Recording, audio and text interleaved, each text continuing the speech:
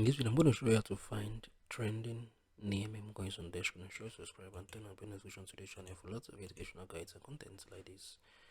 Now, what you need to do, you need to click on the trending right, the tab with the fire streak, click on it. So for you to be able to see the trending Memecoins, there have to be some Memecoins that have launched within the duration, right? So I'm going to wait. I don't think there is anything for now on the 6 hours. I will check the 24 hours to see if there is anything. Let me see. Let's see how it goes.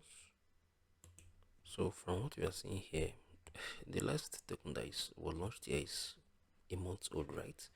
So but that is what you need to do. Follow the instructions. You know, click on the trending tab, that is the tab with the fire streak. Then you can select any of your choice, right? Anyone want to select.